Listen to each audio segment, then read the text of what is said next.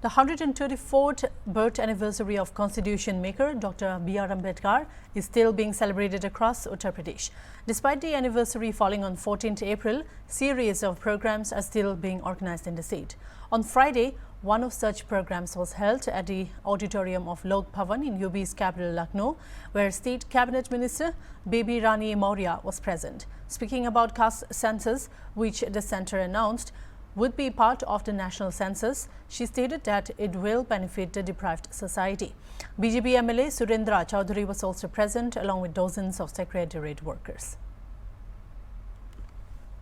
आज मजदूर दिवस भी है और बाबा साहब बहुत हिमायती थे मजदूरों के और उनके लिए वो संविधान में वो सारे अधिकार लिख के गए जो आज उन्हें वो मिल रहे हैं। हमें आज मजदूर दिवस के अवसर पर सभी मजदूरों को मैं बहुत बहुत बधाई और शुभकामनाएं देती हूं। और आज हमारे यशस्वी प्रधानमंत्री जी भी वो संविधान में जो मजदूरों के लिए, महिलाओं के लिए, दलितों के लिए, शोषित वंचितों के लिए जो भी बाबा साहब लिख के गए हैं उन्हें पूर्ण कर रहे हैं। जाति जनगणना होने जा रही, क्या लाभ मिलेगा वंचितों को?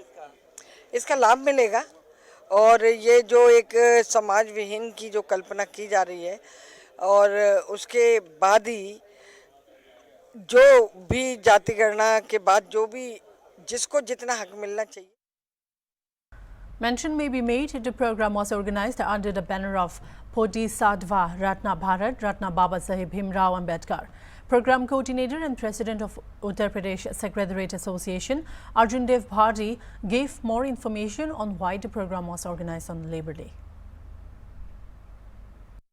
पीछे की वजह है कि हमारे देश में बाबा साहब को केवल दलितों का नेता, पिछड़ों का नेता और संविधान निर्माता के रूप में ही अब तक प्रसारित उनको किया जाता रहा है, परंतु उनका आर्थिक क्षेत्र में, बैंकिंग क्षेत्र में और पावर सेक्टर में और बहुत सारे सेक्टर ऐसे हैं जिनमें लोग जानते ही नहीं। क्योंकि मजदूर दिवस आज है, मजदूरों के लिए इतना उन्होंने काम किया, काम के घंटे निर्धारित करना, वेतन निर्धारित करना, महिलाओं के लिए अवकाश की व्यवस्था करना और 10 बिल वो लेके पार्लियामेंट में आए एज ए लेबर मिनिस्टर और इतना उन्होंने काम किया कि आज उसका पूरे प्रदेश का जो श्रमिक है आज वो उससे लाभान्वित हो रहा है।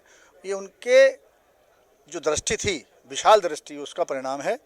और आपको एक बात और बता दूं कि अभी तक उनके पूरे व्यक्तित्व का उद्घाटन नहीं हो पाया। अभी लोग अध्ययन करें तो पता लगेगा कि उनका कितना विशाल फलक था। बहुत से लोगों को जानकारी नहीं है कि आज जो हमारा शेयर मार्केट है, बाबा साहब ने बहुत पहले दलाल स्ट्रीट पे, जो मुंबई का दलाल स्ट्रीट है, वहाँ शेयर मार्केट का कंसल्टिंग का ऑफिस खोला था और लोगों को इस बात की जानकारी नहीं है। क्योंकि वो वहाँ उन्होंने अपना नाम लिख दिया तो वहाँ कोई भी मराठी, कोई भी पारसी उनके पास कंसल्टेंसी के लिए गया नहीं और उनको अपनी दुकान बंद करनी पड़ी। परंतु आज हम उनको मजदूर दिवस पर याद करके उनके सारे के सारे योगदान अलग अलग क्षेत्रों में जो है, और हमने ये तय किया है कि हम हर बार उनके जीवन के अलग अलग क्षेत्रों पे ही फोकस करेंगे और उसी हिसाब से लोगों को अवगत कराएंगे कि उनका कितना बड़ा योगदान इस देश के लिए। मैं भी देख रहा था, बहुत सी चीज़ें थी जिसको मैं भी नहीं जानता था और आम जनता क्या जानती है। क्या लगता है कि बाबा साहब ने जितना जो किया था, क्या कोई कॉन्स्पिरेसी रही होगी जो समाज के सामने लाने नहीं दिया गया? देखिए, ऐसा होता है, आह को चाहिए एक उम्र सर होने तक, कौन जीता है तेरी जुल्फ के सर होने तक। हमको मालूम है तगाफुल न करेंगे लेकिन खाक हो जाएंगे हम तुमको खबर होने तक।